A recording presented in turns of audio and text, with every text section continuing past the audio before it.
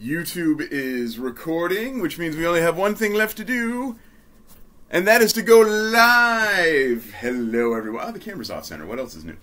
Hi, everybody. I am the Sussman, Rick Sussman, and of course the camera would be off center because my life has come to an end. It's so crooked. What? No, it's better. This. No, it's better. Look, how come you know what? It's Twitter. They're not watching anyway. It's fine. I'll just grow up. Here. Yeah, you got it. Well, you're supposed to sit up straight anyway. Hi, everybody. I am the soon-to-be deceased Sussman, Rick Sussman. I'm being very ridiculous, but you know what? I'm mad about it. I got to turn 40 this week. Nah. Wearing all black. I'm also wearing a shirt. You're also wearing a shirt about your birth. Oh, a long, long time. Wow. It wasn't in a galaxy far, far away. How do we know? So long ago. Everybody lost track. Wow! Well, if you do follow Star Trek Picard, you know that the records from this time are very sporadic at best. So, I mean, all right, you're right. The camera is a little off. Now I have to change it again, and people have to get a generous glimpse of me bottom. Okay. That was a little better, I know. Hi, everybody. Welcome to this week's episode of The Read Pile, the final episode ever, because on Thursday, something horrible happens, and I can never be seen or heard from again. Goodbye.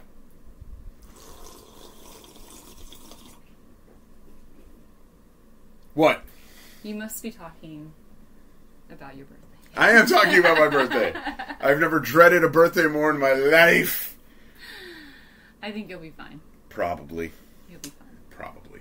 On this week's episode, we have a ton of comic books to review, but we also have some big nerd news that has to be discussed. Mm-hmm. A couple of things you might not even be aware of, Ella Strange, because you live your life in a perpetual bubble of cat hair. I do, and I think it's in my eye.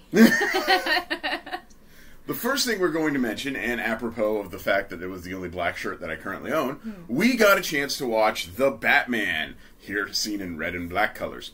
It is technically Earth 2 Batman, as according to the lore, because DC just refuses to just say, you know what, the connected universe idea, fuck it, let's just release films as we deem fit.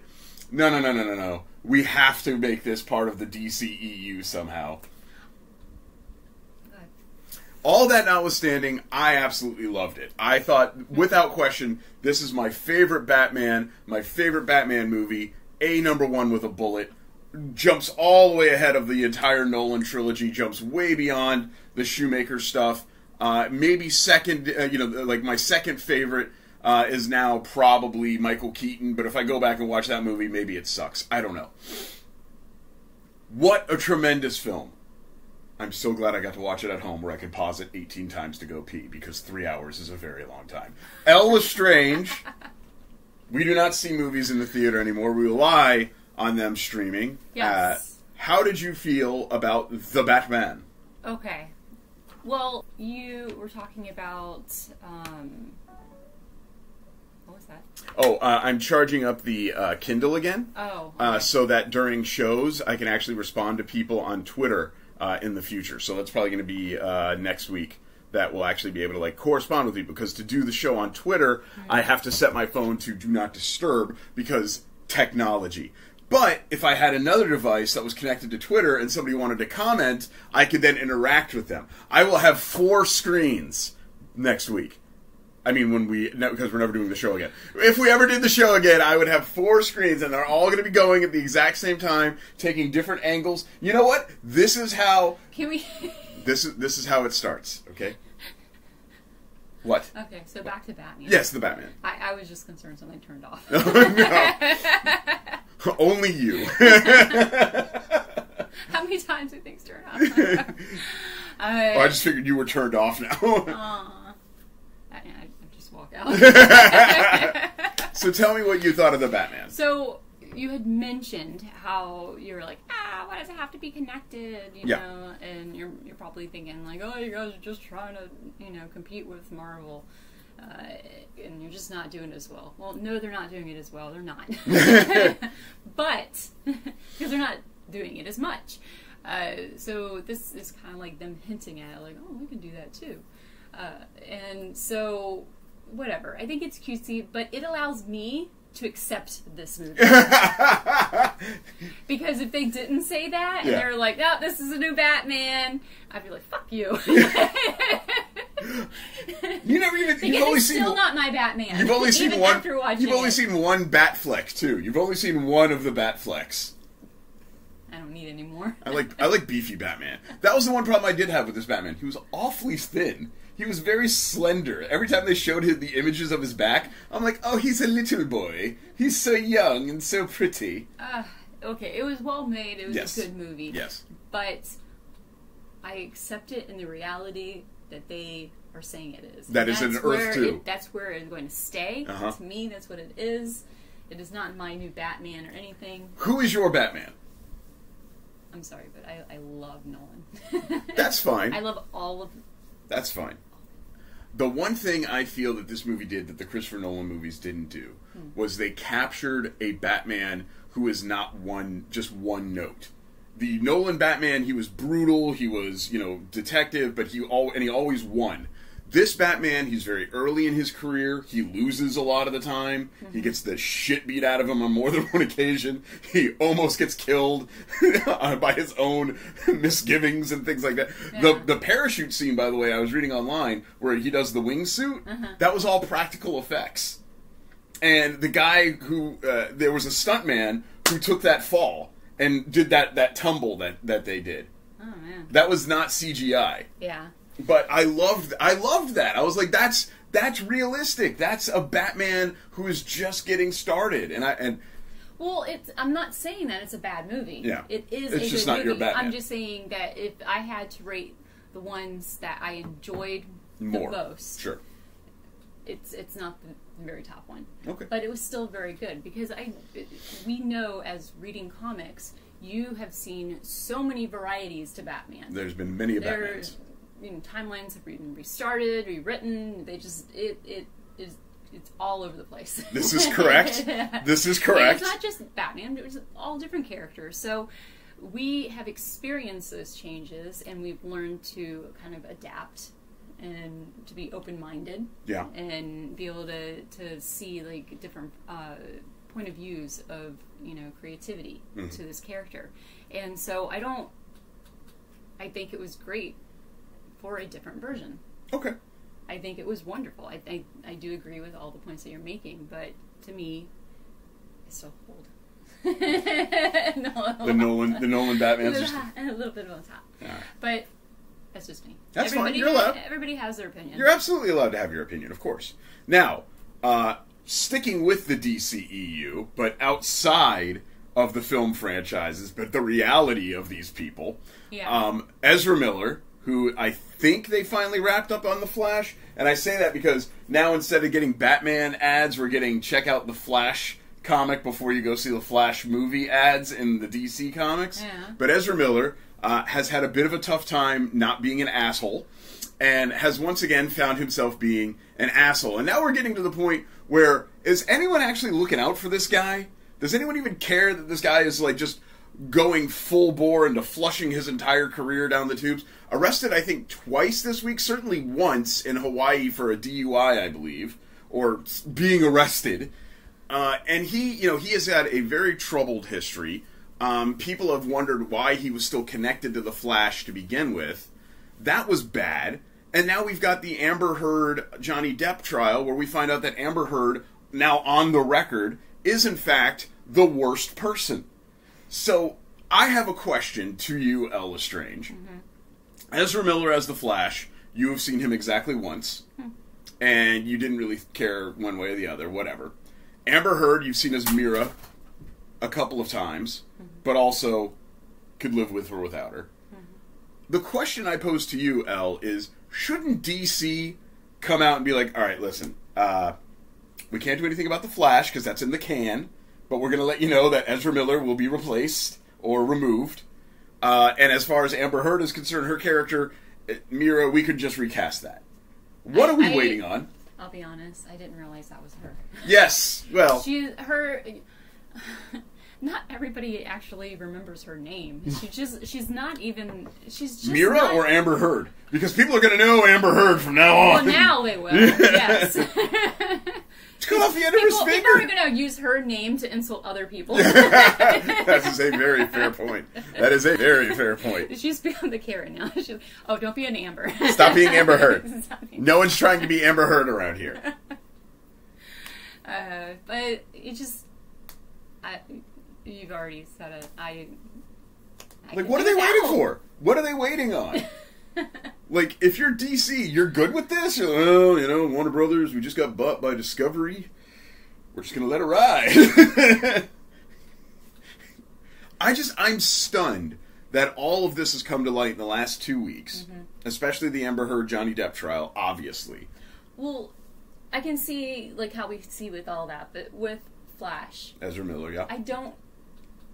I mean, is this just something? Maybe he's going through something. Maybe they're actually trying to get him help. Maybe we don't see that. You know, we don't know. You know, with the whole trial of Amber and Johnny Depp, they were just, you know, that's more open. Like She shit in the bed. We've heard about details of what's going on. Like, what is this? I'm just saying that everybody seems to have more of a clearer picture of what's going on. Because it's under oath. With him, we're just like, okay, well, yeah, he got a little caught up or whatever. Maybe he was like, celebrating something and he just got a little out of control. This is like the 5th time! I don't... But I'm just saying, we don't know what's Will Smith smacked a guy for making fun of his wife, will be banished for all eternity. Ezra Miller can't stop getting arrested. Well, boys will be... I can't stand this shit. It drives me nuts. How come I went from 2 times to like 5 times? Now I'm losing track. So he's not know what's going on? Yeah, he's been arrested or been in trouble with the law like probably between 3 and 5 times off the top of my head. But most recently, in the last 2 weeks, it was twice. Okay. And, you know, I know pro wrestlers who don't get this many shots, you know? And this guy, all he's known for was being in some really shitty Harry Potter spin-off movies, and it's The Flash. And I don't know why DC just is sitting there going, nah, man, this is where we gotta go, this is what we're gonna do, this is how it's gonna be. I just don't get it.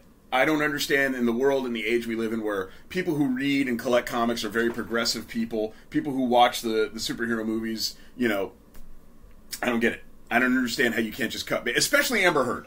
Like, they may have already done it. Yeah, and they're just waiting on it. I mean...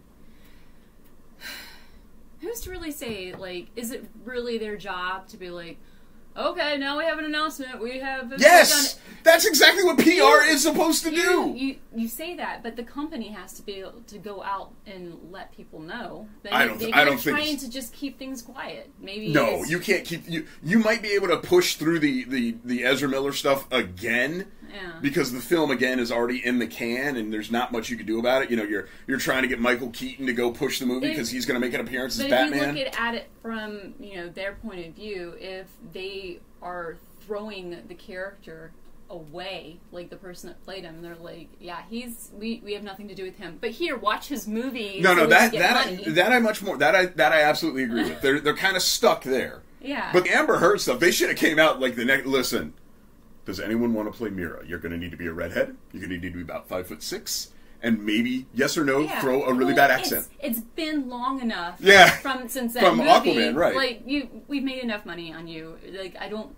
Not much, but what if I told you that she's probably a prominent role in Aquaman 2, which has been pushed back like 8 months and will be out in like June of 2023 or something like that? They have plenty of time to do anything they need to. You would think, but maybe they don't. Maybe it's the situation where DC's just going, shit. Oh man, just send him to a resort. Jason Momoa. Jason.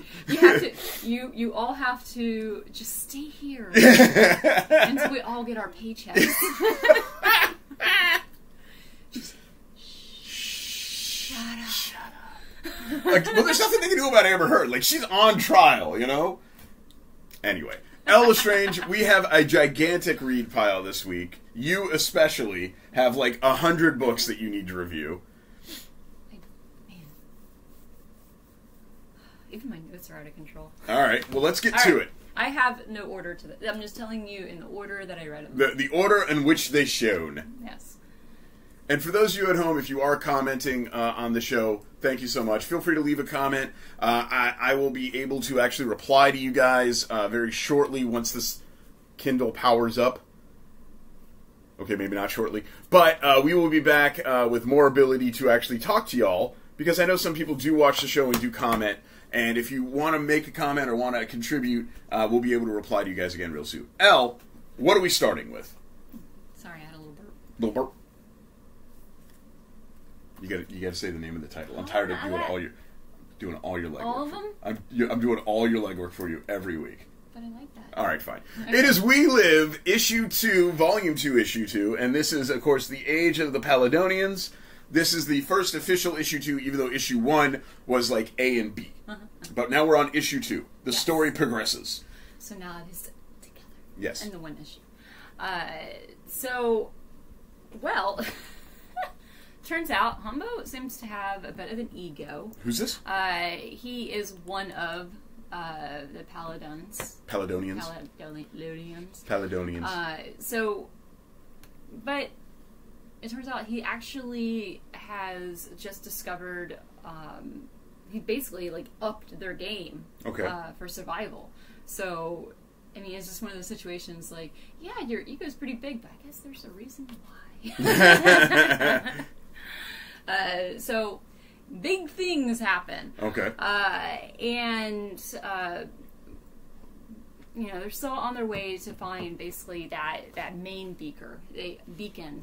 And so they, oh my god, that blew my mind. If Dr. Beaker showed up, We Live by Muppets. The We Live Muppets. The Jim Henson presents We Live. Jim Henson Storytellers. We Live. That'd be great. But anyway, something horrible happened. As it tends to be the case. So Talia is in a bad way, and you'll find out why and everything and what's happened. But now Hototo, am I saying his name right? Hopefully. I believe so. And the Mirandas have not corrected us yet, so. And so we tell we get to have this moment where he's decided, look, guys, I know we got to go do this, but I got to save my sister. I got to make sure that she's, that my plan for myself is now just to help her. Okay. I know you guys need to go and continue doing what you're doing. It's important for our survival, but right now the only survival I can really think of is of my sister. Yeah. And so he's having to take her to go. I forget where it's called. It's just basically like a little city, town area or community. He knows he can take her to. So they get on a bike and they take off. But during this time, we once again get a little scan code to listen to some music. Yes. That is something that We Live is so great about. It is a multimedia experience. You don't just read the comic, you hear it too in many ways. This one, when you started playing the music, I actually put down the book I was reading because it was just so damn beautiful. And I felt like very much like I was in like sort of a desert, a deserted area. Like I could feel myself sort of like trying to like make my way through like this vast open space. I don't know where it was in the comic. I was just feeling the music. Well, let me tell you what's going on during it, and you tell me if you kind of could feel that feel, because I felt like reading it while I was listening to it, you could definitely feel those vibes. It touched all the feels. Because during this time, it's their ride together. Yeah, that's exactly that. That makes perfect sense. And so the sister Tala is already starting her goodbyes. Yeah. No, really, like the one thing that I've always mentioned about We Live is that it is not.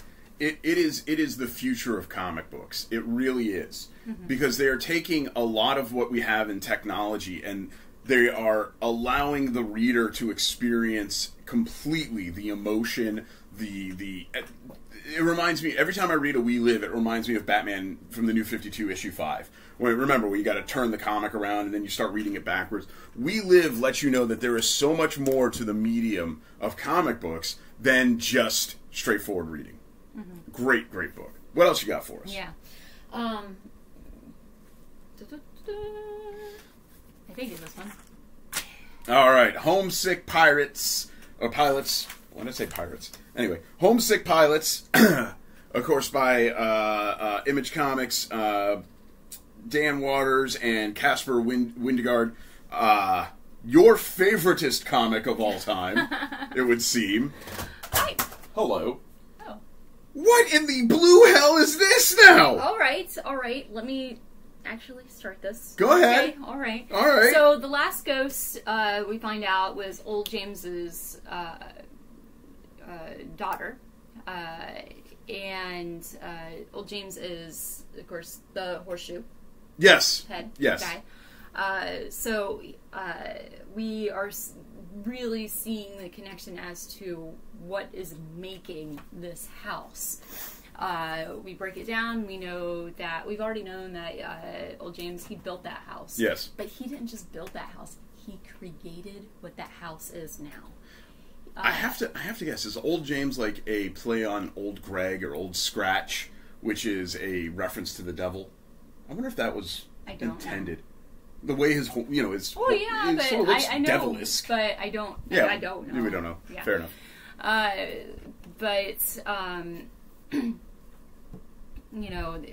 The whole idea is that he built that house. Yes. So he created it. He can take control back.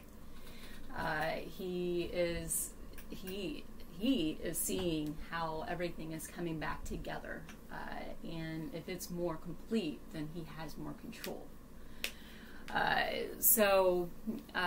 Amy and really just everybody in the world that has been watching is seeing how this because we're watching true. Two giant ghost kaiju fight across the western seaboard. It's not just that, you're seeing him take back control of everything, and what's even funnier is that, well, I'm not saying funnier like anything was funny, but this cat just fell all the way down.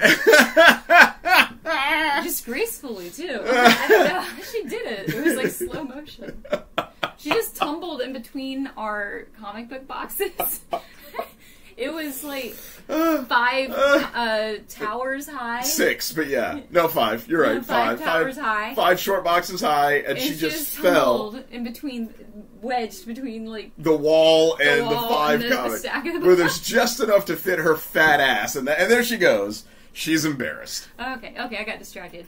Okay, so, not that the comic's not funny. I'm sorry, I got distracted. Anyway, so... what you're seeing is how he's taking control of the house, and in the end, he just wants things to go back.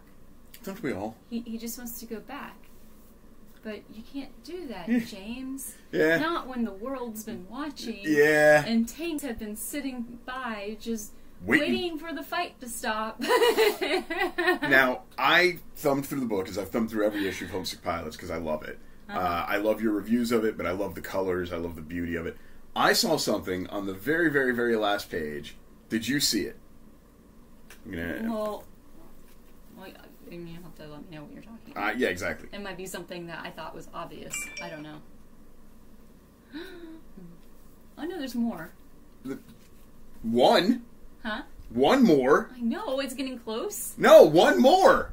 That's it! Yes. This is the penultimate issue. This is 99 out of 100. This is it. This is 14, evidently, of 15. Yes, I'm very depressed. All right, fair enough. Fair enough.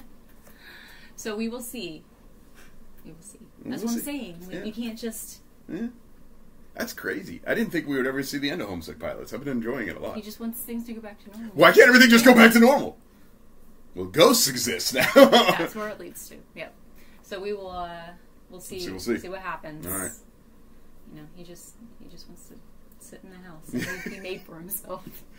Nobody gets that. At the expense of everybody's soul. Well, listen. Don't come to me. What were you doing with your soul? This is really? him saying, "Get out of my yard." I felt this like, "Get out of my yard! Get out of my afterlife! You come in my house. Keep your soul there." I don't know. Speaking of souls. Yes. I don't know. What do you mean you don't know? Faithless, Volume 3? No, I like the book. I'm just saying, I think, I don't know, I'm still a little confused about Issue some of the 3. things that are going on. Now, I happen to know that this is the final volume of Faithless, so I'm imagining, and you can, correct me if I'm wrong, things are ratcheting up here as we're getting closer to what is the end of the series. Yes, things are becoming much less vague in situations. I mean, you've always had things that were very obscure and, all throughout the series, but you're seeing it just become more concentrated. Like, it's flipping around, like, this is the reality, kind of thing. Faith, in the last issue, had the confirmation that yes, she had a baby. Poppy was like, yeah, you had a baby. Now let's get going. Come on, and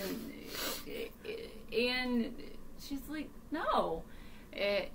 But something happened. She falls off the fire escape, and then once again, she, I guess, she'd gotten out of a coma again. Okay.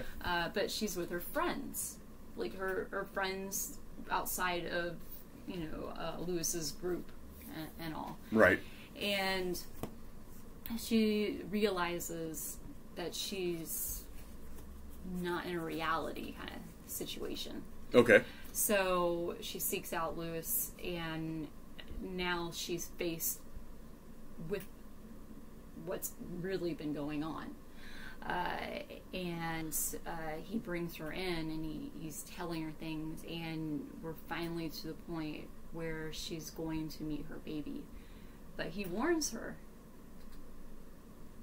you're not going to be, very happy, or I can't remember how he said it now. Yeah. I just remember that, she's going to feel very uncomfortable about it, or unhappy, or something. It's not what you expect. It's never what you're going to expect. Now, question to you, Elle. Having just recently watched Rosemary's Baby for the first time. I loved it. Fair enough. It's just that it's almost hard to talk about this story without just telling you the story. No, I get that. Well, that's a huge problem. So much, it's just art that goes into it. Exactly. I was just going to say the same thing. Yep. It's like if you don't tell them, it's very difficult to review some books sometimes. Yeah. Because, especially with Maria Lovett books, her art is so incredibly beautiful. And, we mention this almost every episode that we have a Maria Lovett book on there. There's a graphic novel out there called Loud that we recommend literally everybody read. Because it's like 128 pages and maybe 5 words of dialogue the entire time, right? And her art is so expressive and so clean and so crisp. And I feel like a lot of times with, like, even with the story in particular, a lot of it you are kind of having to figure out yourself. You're going to figure out, or you might portray it a little bit differently than another person. Yeah. Well, that's Azzarello too. Like, Brian Azzarello is an amazing writer. We've loved him for years and years, and he doesn't really hold your hand when he tells stories. It's just, this is the story I'm telling. You can either come along or you can not come along. It doesn't make any difference to him. Our favorite run on Wonder Woman for a long time was Brian Azzarello and Cliff Chiang's Wonder Woman. Yeah. And in that Wonder Woman, they don't really do a great job of explaining why Hades is a kid with a candle for a head. But that's just Hades. And I think that, in many ways, is that's just Brian Azzarello. Like, this is the story, bub. They didn't have to explain why doesn't Hades look exactly like he has been looking. Who cares? This is the story. Exactly. This is reality. Yeah. I get that. And Faithless has been a tremendous run for you, so you're running out of books, though. You're running out of books, though. What else you got? Speaking of books that are running out. Oh, everything is. Oh, my God. You just realize. Every single thing in here is like close to or the end. It's either the last or it's the second to last. Well, this one I have a little bit more time. Okay, fair enough. I have 2 whole issues. 2 whole issues. And this is Wonder Woman Evolution. Let me get your notes for you, sweetie. Oh, my. Wonder Woman Evolution, number 6 of 8. This, of course, by our friend Stephanie Phillips, whom we love very much. Interesting cover art, by the way. I like this Donna Troy with the shaved head. Yeah. very badass, very reminiscent pixie, or to me it looks more cut down, shaved a little bit. I was just the way I just love that look. Are you feeling Raised by Wolves vibes by this cover? Because I certainly am. We just haven't seen an episode in a while. I need more of that stupid show. It's so bad. Give me another episode right now. And that kid. I don't know. I feel like he can't play anything else in his entire life. Campion? Yeah, it's just him. That's it. That's your no. Sorry, no you're more. Campion now. You're doing well at this position. You're Campion forever, bub. But you, every time I see you, I'm seriously, look at this. Tell me this isn't Raised by Wolves vibes. But you quickly leave that area. I don't care. I love it. You're just talking about that particular scene. Yes. Okay. Go ahead. So it's not even them. It's just a scene. Shh. So, surprise. Surprise. So you know how Donna keeps telling her, look, everything you see here is not real. Mm-hmm. It's not real. It's not what it, blah, blah, blah, blah, blah. And she's like shaking her and screaming in her face. I'm just kidding. Spitting right in her eyes. Oh, God, Donna, come on. That's not real. I didn't even spit in your eye. That's my purse. Well, turns out Donna isn't Donna. I see. That's quite an ending. Oh, my. So I will say it feels a little silly in this issue. I'm going to say episode. In this episode? Yeah, whatever. It becomes a show in my head. Everyone who reads comics has a voice in their head of the character that they're reading. I visualize the whole thing. I'm making it like a whole animated series. It's good. Good. As long as it doesn't. What's the theme? How's the theme music go? Lift up off the paper. Is there when you open Wonder Woman Evolution? Is there a theme song? It's Wonder Woman Evolution. No, it's not like when we're watching Doctor Who and I have a dance for every Doctor. That was hard to keep up. Having a new dance for every Doctor entry. I gave up after like 4 of the Doctors. All right, sorry. I think I had 9, 10. Yeah. Sorry to pull you off. Tell us about Wonder Woman Evolution. This is my fault. So, it is like a test within a test. Okay. Okay? Okay. But then it gets worse. It's just... It's kind of funny. There's a simulation in a simulation of a simulation. That's basically where we're getting at.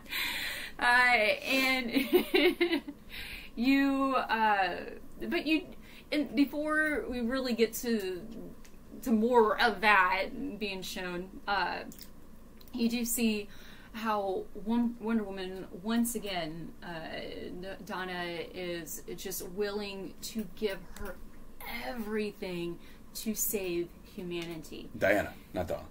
Oh, sorry. I was looking at the picture. I understand. Anyway, yes, Diana. So Wonder Woman is like, look, I will do anything to save them.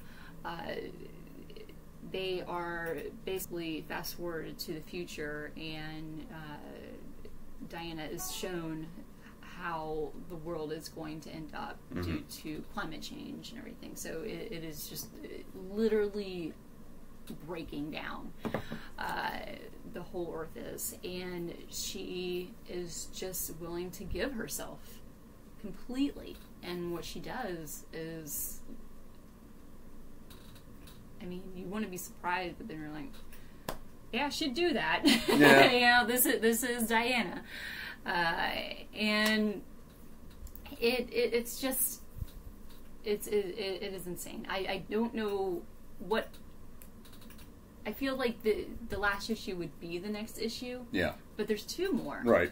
So that means there's just so much more to this. And you see then right there. Yeah. The last page is pretty brutal. The last page. That is pretty brutal. I mean, you're introduced to the situation before the last page, but then it is confirmed what's going on, and it's just mind blowing. I think the way that this was written, you kind of have an inkling that something like this was going on. Right. But you weren't sure. But the way that she wrote this, it still got you. Yeah. And I think that's amazing.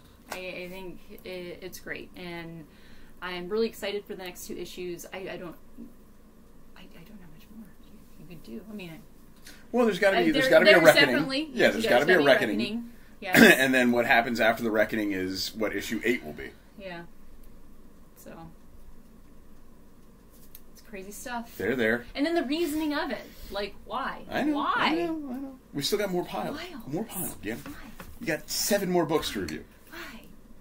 You mean like more Wonder Woman? More Wonder Woman. Trial of the Amazonians. This is officially Wonder Woman Trial of the Amazons. This is Wonder Girl 2 of 2 in this particular series, and I don't know where it is. There'll be one more. One more Trial of the Amazons tie-in? The trials will be concluded in, I don't know, it tells you what it is. To conclude it in Trial of the Amazons number 2. Okay, yep. Oh, right. So this is Trial of the Amazons Wonder Girl number 2. Yes. Right. The Wonder Woman portion, this is the last part of it. Yeah. It's already been the last part, and the Wonder Woman portion, and then I think there was Nubia. Yes. Yeah. She had 2. Yeah, Nubia had 2, Wonder Girl had 2, Wonder Woman had 2, and now they're wrapping it up with the Omega version, which is Trial of the Amazons proper. Right. Mm-hmm. So the champions. Oh God.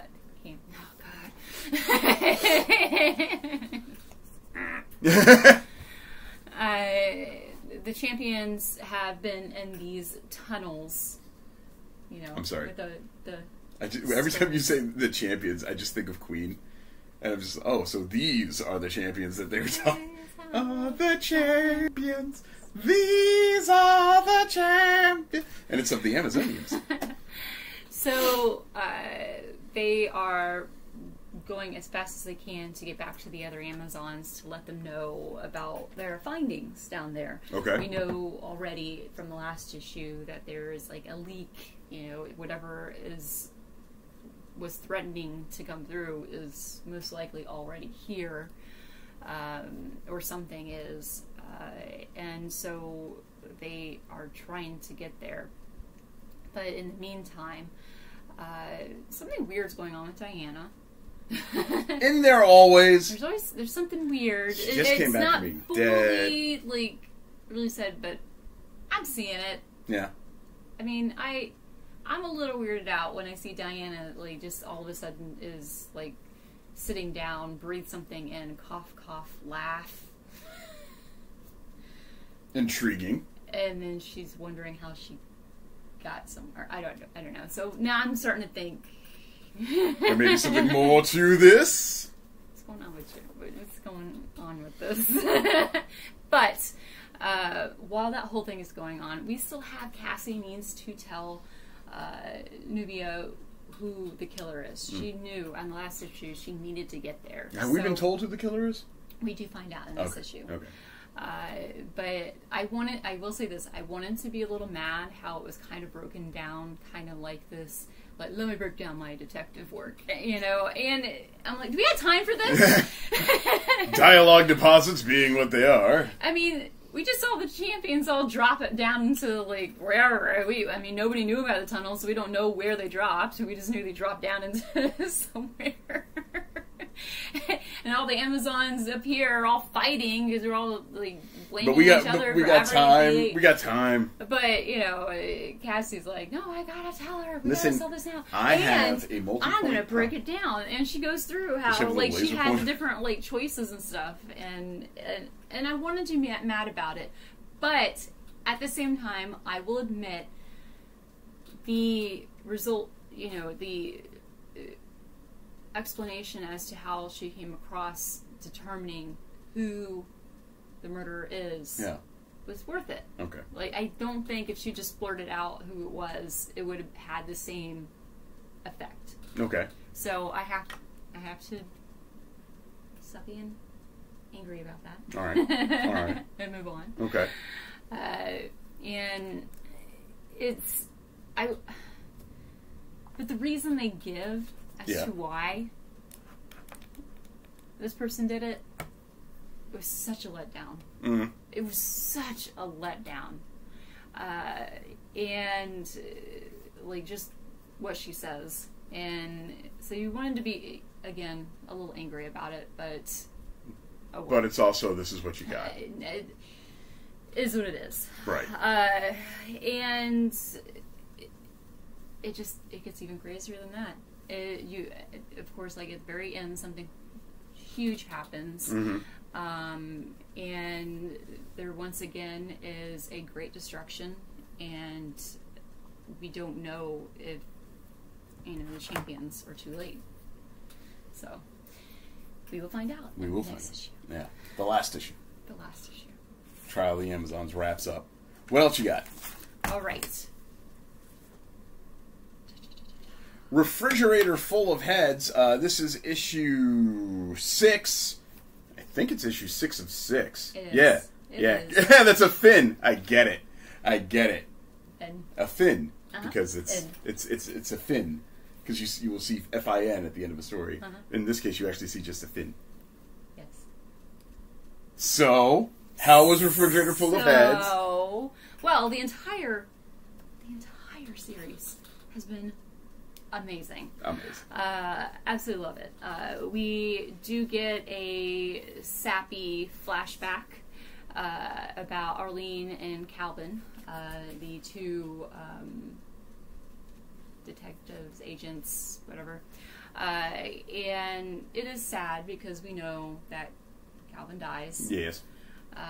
But to see where his life was at before they left, did you have to do that? Did you have to? It's important. Like, did you have to let us know who he left behind? I mean, wow. That's just, wow. Come on.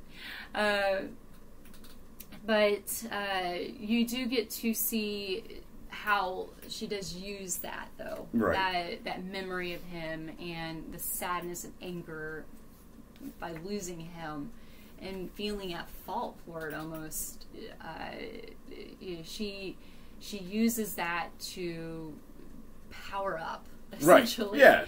Yeah. To get that energy and that and push forward. And we already saw it in the last issue. We got that shark head on the grill, and I love the idea of it. It is used. It is very much used. Oh yes, the amount of they ran out of red. They ran out of red. I couldn't tell what was going on. Yeah. I didn't know it was blood and muscle and guts. I wasn't in whose. Whom's. I don't know. It was just in panels after panel, which was what I loved it. So, we get to see Arlene set out to save June. Things happen, and things go crazy even, and it seems like things come to being resolved. Right. But do they? Question mark? Yes. I love the idea that it is left at the end, that one relic. Yeah. Is we could see it again. We could see it again. We could see it again. We could see it again. It was not found at the scene. And who has it? I know. I saw. So, good stuff. I like the hint that there could be more, but even if there isn't, I'm still very happy. Yeah. Even how it's left open a little like that. I get that. It's very nice. I get that. And you have to do that sometimes because it's not that, the story just ends there. Not always. Even if it's not going to be printed anymore. Yeah. It's still there. The that story's world still exists. Yes. And that makes you happy. Yes. Plus, there's always a possibility. Yeah, always, of yes. spin-off. All right, what you got? Spin-off. Oh, God. Next up. Next up is Blue and Gold, issue 8 of 8. The end. The end. I'm actually very happy that it's ending, but also very sad. It's absolutely even. You can only go so far with this story. Yeah. I can see how it kind of veers off. Maybe I'll pick up with other stories of them together, so on and so forth. But I just don't know how much more this could really stretch. But then then I can. I don't know.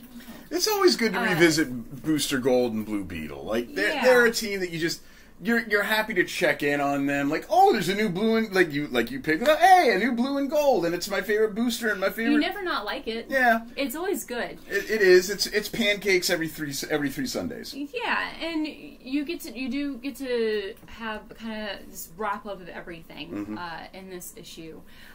You do get to see them running what I call like their little help center. Yep. And basically they are just they're uncovering art thieves. They even discover Bigfoot. Yes. They're doing all kinds of stuff. Big things. But they're not making any money. Well, unfortunately, the people that they're helping just don't have enough for the tech that they need, and it's just all the stuff that they do. It's not like they're out spending these people's money. They work at a high level. Ted should be able to afford all this anyway. Not anymore. You knew what happened with him. That's true.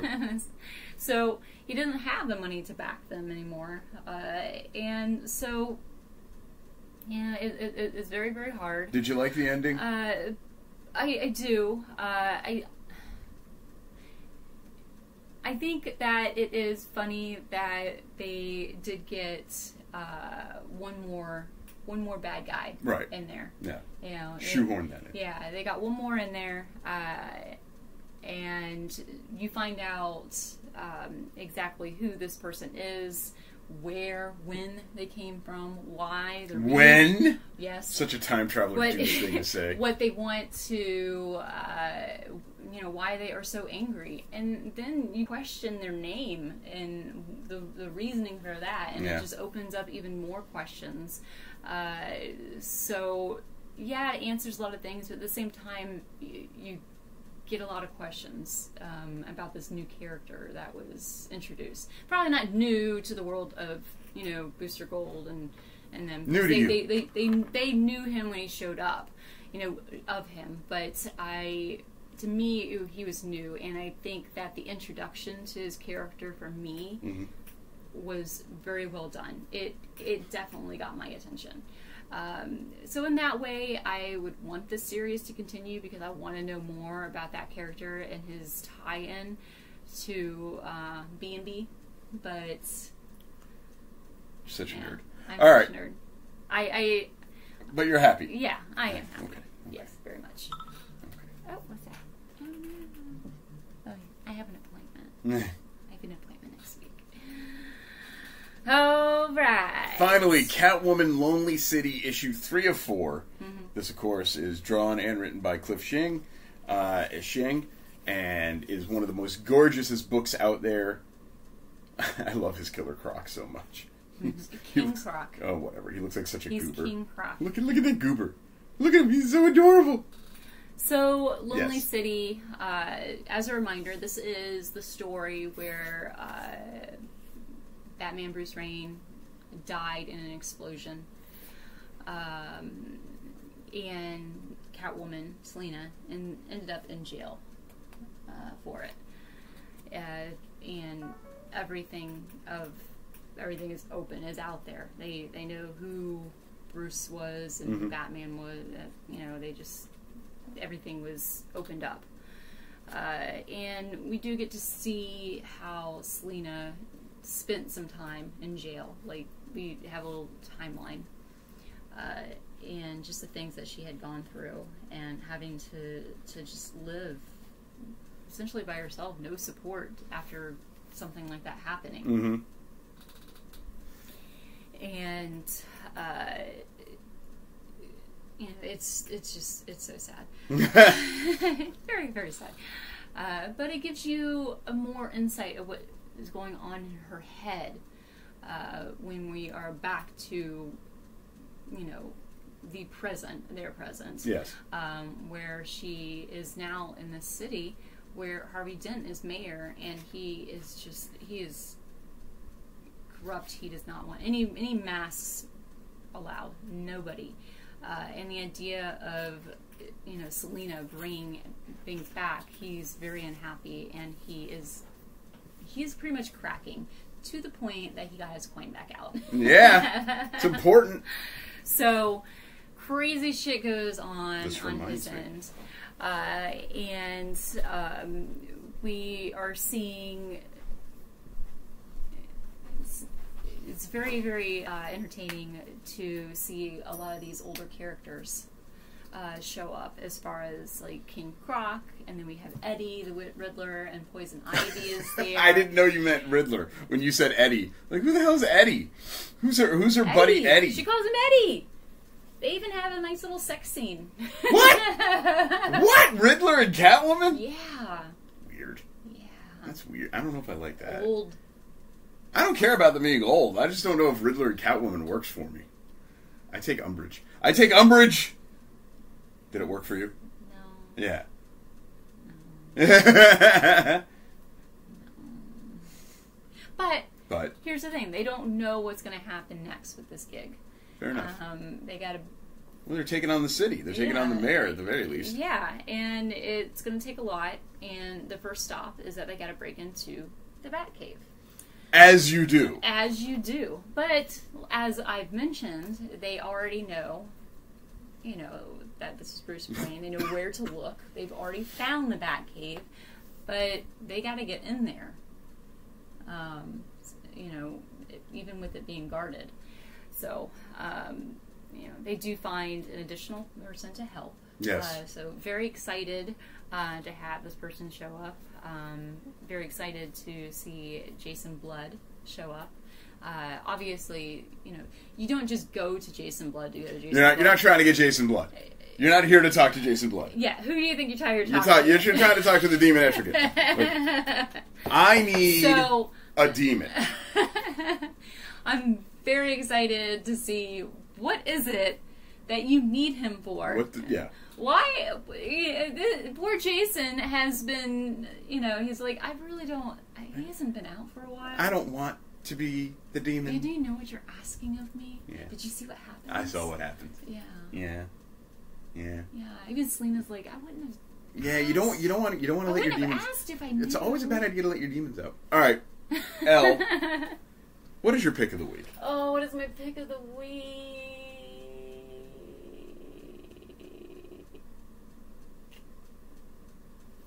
Okay, let's see.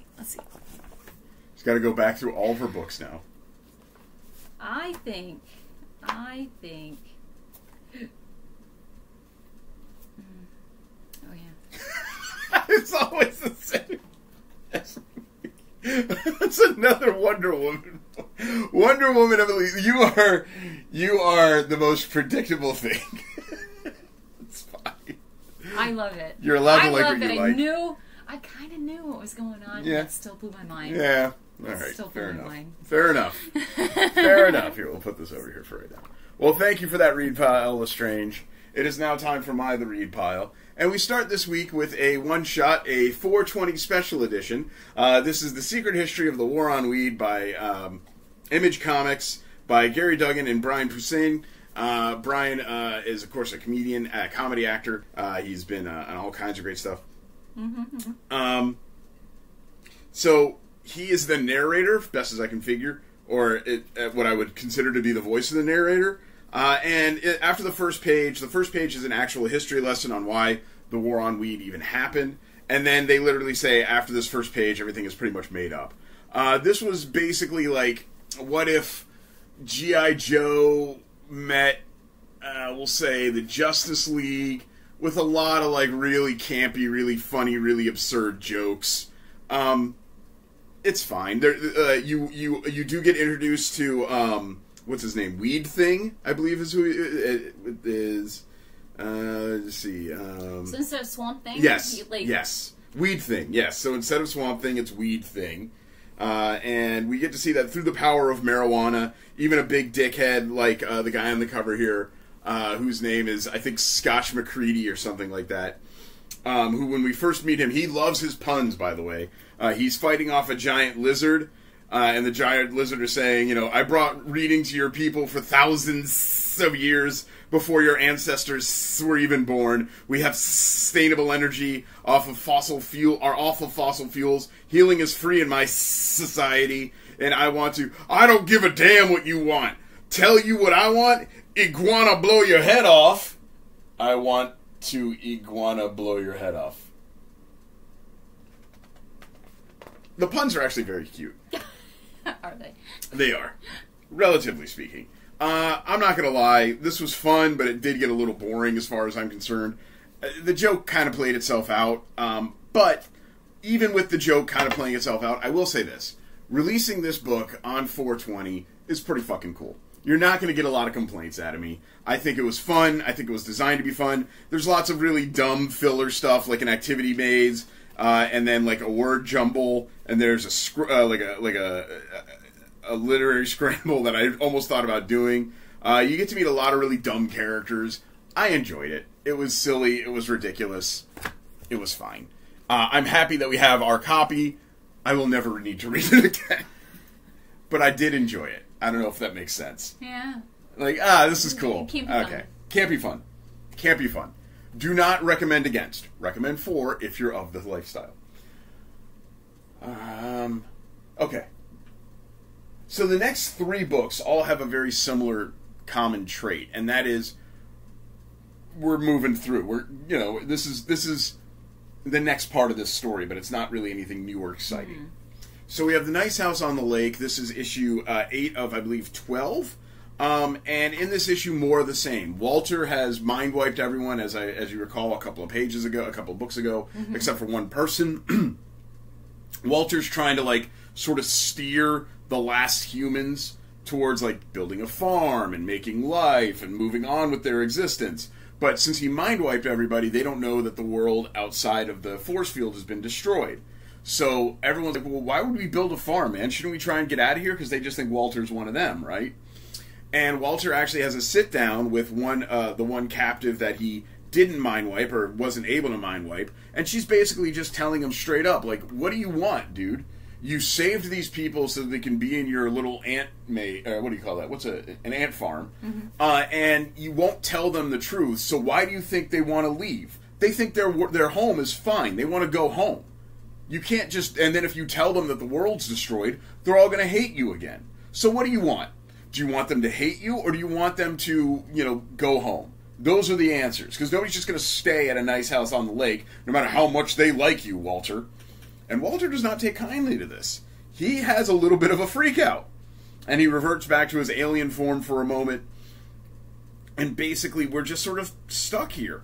We do get a little bit more of the continuation of the story, where we're starting to see further and further a breakdown. I am now convinced that at the beginning of every episode, I said the same thing, we see that the folks who live in the nice house on the lake are going to break out of this force field and go live in a destroyed world, and that the world really is dead. And Walter basically either loses or can't solidify the last of humanity to validate their existence. Or maybe the aliens go to Walter and, a la Michael in The Bad Place, and just sort of say, you suck at this, get the fuck out of here. And they just leave the last humans to their own devices, because what do they care?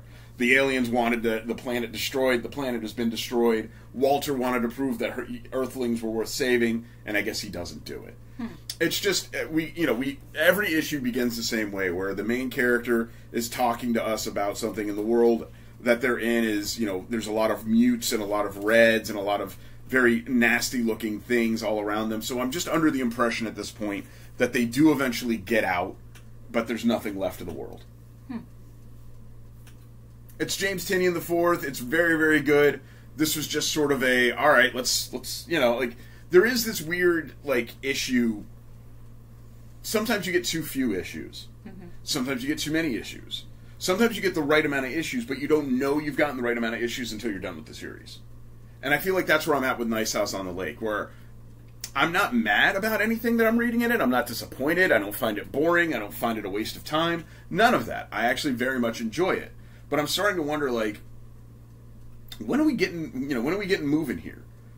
Well, And we did a giant leap forward in the first issue where the whole world was destroyed. What does he do next? Does he just keep wiping their memories? He's done it 3 times. It is very akin to The Bad Place in that regard, where Walter keeps fucking up, so he has to keep mind wiping people, and he's not getting the results that he wants it to get. So I'm getting a lot of very similar vibes to The Bad Place in that regard, where the jail keeper, if you will, wants these people to succeed, but he can't really give them the tools that they need. And they even mention that. They're like, I don't understand why we can get magic food to just show up every day, but asking us to just leave would be too much. And that's kind of a great point, right? Mm-hmm. Like, they write down on a piece of paper that they want a T-bone steak. Boom, you get a T-bone steak. You write down on a piece of paper that you want to build a house. You get all the materials and a house is built in this little area. But you're not allowed to ask for a telescope. You're not allowed to ask for, family members. You're not allowed to ask to be free. So what are we trying to accomplish here? And I think that's what's happening, is you're sort of seeing Walter kind of realize that this just isn't going to work. Either everyone is going to hate him for killing the planet, or no one's going to buy that this really matters, that we're doing anything of any interest. Next up, Spider-Gwen, Spider-Gwen Gwenverse, issue 2. This is so much fun. Tim Seeley does a great job, and we love Tim, but we get introduced to so many new wonky characters. Dr. Cephalopod, for instance, as opposed to Dr. Octopus, so a cephalopod being an octopus as well. I love this. He also looks like Cthulhu, like Dr. Cthulhu, basically. So we get so many, the cool thing about alt-verse books is you can just do whatever the hell you want. And what's funny is they go and visit a Captain America who is Gwen Stacy. And in this particular version, Gwen Stacy, Captain America, has been reading comic books, about Samantha Rogers, who was the first Captain America, or Samantha Wilson, pardon me, as opposed to Sam Wilson. And she read about Sam Wilson in comic books. That's Sam Wilson there, so we get probably what's going to end up being a major first appearance. There's Samantha Wilson, who was a female Sam Wilson, who was the first Captain America. We get Cap Gwen.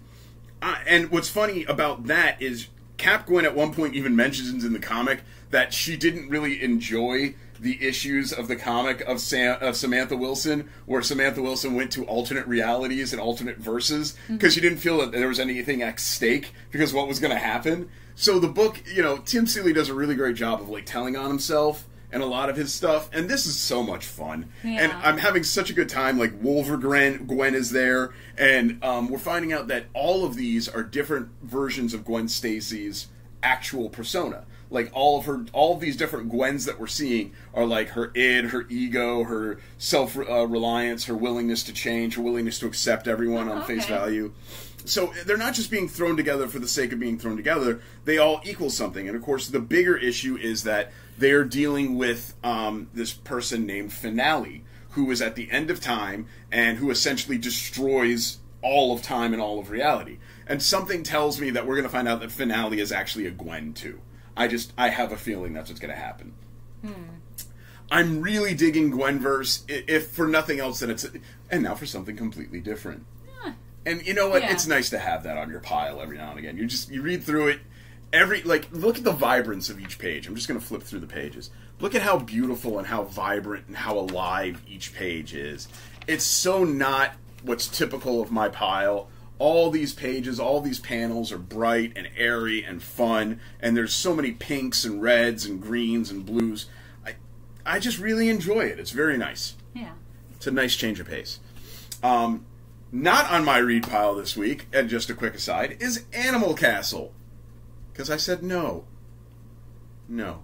What's funny is, the person who pulled our books this week happens to be the owner of the comic shop that we shop at, and I said, hey, I need to take Animal Castle off my sub. And he said, oh, I thought you were enjoying it. I said, I was enjoying it. I love it. I haven't read issue 5 yet. Have you read any of Animal Castle? Well, I read issue 1. You liked issue 1? Yeah, I thought it was really good. He runs the business. He doesn't have a lot of time to read all of his comics, right? You saw him. You saw him flip through. What was his reaction as soon as he opened the book? The first thing he said, he was like, oh, I saw a look of disappointment. He got to, page 4 or 5, and he just, all the color drained from his face. And he just went, oh. Oh, no! iPhone storage! I don't know what that was about. That was weird. I think we're back. Looks like we're back. Maybe. That was very bizarre. So? I'm just checking to see if we're live. Give me just a moment. This is the point of having multiple channels.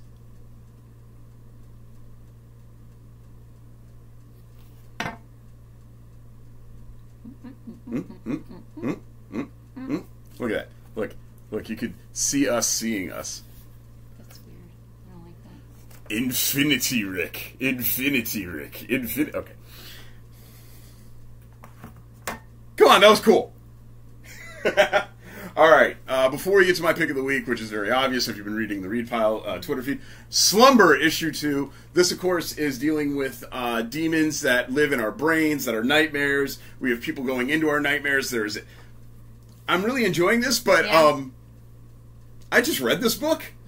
It was called My Date with Monsters. This is very good. I very much like it. I'm very happy with it. But you don't need so many. It's kind of like when... It was too many kaijus? Yeah. Too many kaijus.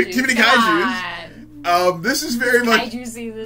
Now it's nightmare season. It really is nightmares. And then there's vampire season over in DC Comics, don't forget. I really like this. This is not coming off my read pile. This is great. It's ridiculous. It's fun. It's over the top. It's absurd. You're not going to stop reading. But it is funny. Like it's like how does this keep happening? How did you know I like Stuff of the Nightmares? and it is more of the same. It's just, you know, there's a nightmare killer. It's breached into our reality. It's using us as puppets. It's murdering. It even looks like Chubb, like the nightmare creature that she's looking for that killed her family. If you remember what Chubb looked like, it looks like Chubb anyway, and I'm just like, all right. Now, I will say this, there's a lot of really fun stuff with our main character, who apparently is losing her mind, or there's a voice in her head that she talks to, which reminds me a lot, of course, of Joy Operation. But she actually gets into an argument with the voice in her head, and at one point, she sees an ostrich walk by, and the voice in her head said is, how the machine transfers his dreamscape to the red door, because science. How do I enter the door into the dreamscapes?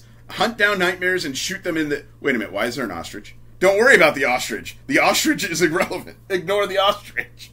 You aren't real. You're doing this again. You aren't real. This isn't that. She's arguing literally with the voice in her head, and yeah, just for the heads up, the ostrich is real. There's the ostrich. Ignore the ostrich. I really like Slumber. If you've never read My Date with Monsters, read Slumber. It's very, very, very good. It is not by any means coming off my read pile. I want every issue. I'm going to read it. I'm going to love it. I'm going to bag it. I'm going to board it. I'm going to put it in my collection, and it's going to sit there forever.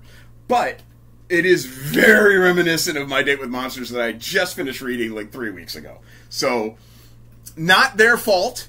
I'm sure they didn't read My Date with Monsters and quickly penned something. That would be absurd. It is just funny how this...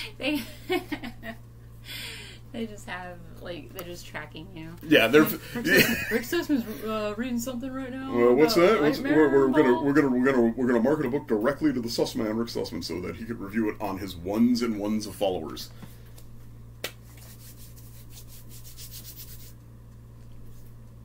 Two years ago, because not last year. My pick of the year last year was Ram V's The Many Deaths of Layla Starr. My pick of the year prior to then, though, do you remember? No. Grendel, Kentucky. Oh, yes. Which was okay. I see where you're going now. Which was the story of Beowulf set in the 1970s rural Kentucky drug run. My pick of the week, an early front-runner for pick of the year, because I am that obvious, is The Crimson Cage, issue 5 of 5. Literally Macbeth! Set in the 1980s Southern pro wrestling scene. So much do I love this book. So much have I enjoyed it that I have friends in pro wrestling who still are in pro wrestling to this day that I'm like, look, man, I know you like comics. You gotta fucking read Crimson Cage. I have friends who have not gotten into pro wrestling whatsoever but are big theater nerds who are big fans of Danhausen, and they're thinking about getting into comics. And I'm like, look, you gotta read Crimson Cage. This is so good. And it's not just that it's great. And it's not just that it's well drawn, and Alex Cormack and Ashley Cormack do a great job. It's not just that the story being told is wonderful because it is Macbeth. It's because it's not quite verbatim. So at one point, Charlene Frenzy, Chuck Frenzy's wife, who is Lady Macbeth, is cutting a promo, and she says, "You don't scare me, the things that I've seen, the blood that has been on this face and on these hands, you have nothing that can frighten me." That is a very, very near rewrite of Out, Damn Spot. And you know that is a very near rewrite of Out, Damn Spot, because Lady Macbeth can't help. She keeps rubbing her hands. She keeps washing her hands to get the blood off her hands. But she can't get the blood off her hands no matter what. And Charlene recognizes that. She keeps going on about how the blood is still flowing. The blood is always flowing because when she got her nose broken, and she had that really awesome scene where the blood was running down her face, she keeps talking about that, even though there's no blood. Mm-hmm. So you have to know Macbeth in order to catch that reference. And that is why I love this book so much. Also, they do a great job of recreating my favorite female wrestler of all time, Bull Nakano. Bull Nakano has a big portion of this book. She inadvertently causes Charlene's death, which, of course, again, if you know the story of Macbeth, the queen is dead. It is. If you watch the show Barry, it's a big part of that show, too. But there is a moment where we learn that the queen has died, and the person who delivers the news to Chuck says, "I'm so sorry, Chuck. Charlene didn't make it." And Chuck goes into the soliloquy of, sound and fury, signifying that all of that. It's all here. And Chuck gets away with it. In the end, it's all just an act, right? It's all just, the world is but a stage. Except it's not. Chuck killed people. And they all come back to haunt him, just as you would expect them to. And in the end, Macbeth dies, because that's the story of Macbeth. And this is fantastic.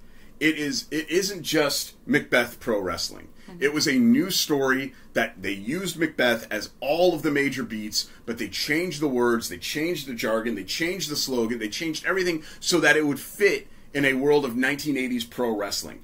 And more than anything, and I think I mentioned this when I read the first issue, more than anything, what it did was it validated me personally, which, again, not fair to other people, but when I was a junior in high school, I don't know if I ever even told you this, when I was a junior in high school, I was in the IB theater program, and to graduate from the IB theater program was a big deal. And in order to do that, I had to write my own play. So I based my play off Dionysus, which is the story of the Greek world of Lord of the Underearth, basically, of the god of the vine. And I simply changed the idea of Dionysus from a Greek god to literally the Undertaker.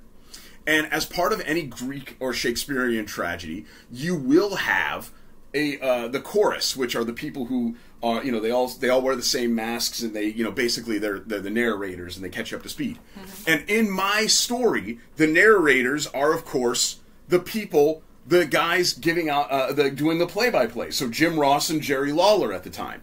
And sure enough, John Lees did the exact same thing that I did. Thank you, John. Thank you, AWA Upshot. Thank you, Alex. Thank you, Ashley. Not only is this book great, not only do I adore it, but it hits so personal to me, and it makes me believe that, yeah, you know what? I did have it right. And that Macbeth and that theater and Shakespearean drama and all of that, it is pro wrestling. Thank you. Very good. So, that wraps up this week's episode of the Read Pile for our picks of the week. We also want to give a shout out to all of our good friends, of course. The Space Bastards, our greatest and bestest friends. Beautiful Garden, Mad Cape Comics, Eric Palicki, Haven for Heroes, the IndieCast. Alex Shoemaker, thank you so much, Alex, for all the years of being one of our favorite people on the internet. I don't think you can see him, but Simon Gotch is just above us here. You can see him on the YouTube channel. Yeah, there's Simon Gotch up there. Glurk and Bo, BG Comics, and all of our friends across the internet. Can you grab the pillow? Oh, here it is right here. Never mind. At the WNRN. Lastly, and we always like to make sure that you do, please venture over to Elle Lestrange's blog over on Instagram. It is So You Have a Chronic Illness. You can learn more about what it's like for Elle as an MS warrior and a medical marijuana advocate, and you can learn about what it's like to live with chronic illness through the sharing of dank, dark memes. Pretty much. Now, if you do want to contribute to the read pile, all we ask is that in a couple of minutes I'm going to upload our audio-only version of the show. It's through Anchor, and it comes with a couple of pre-disposed ads. If you just click on the link and let it play, you're doing us a big service. We earn pennies for the WNRN, which allows us to buy more comics whenever they go on sale, because we did buy a lot of comics this week. I'll be doing a separate post about the comic that I spent my birthday money on. Not all of it, Mom, but some of it. Anything else, Ella Strange? Nope, I'm good. All right. Until next week, of course, I am the Sussman, Rick Sussman, and by next week I mean never again, because I will never run another one of these episodes, because I am so very, very, very dealing with a very seismic crisis right now of the fact that I am no longer a child. So, I am the Sussman, Rick Sussman. This is the original Angry Nerd Girl, Ella Strange, who looks very disappointed in me right now. We'll see you next week. Say goodbye, Elle. Bye, Elle. Bye, Rick. What?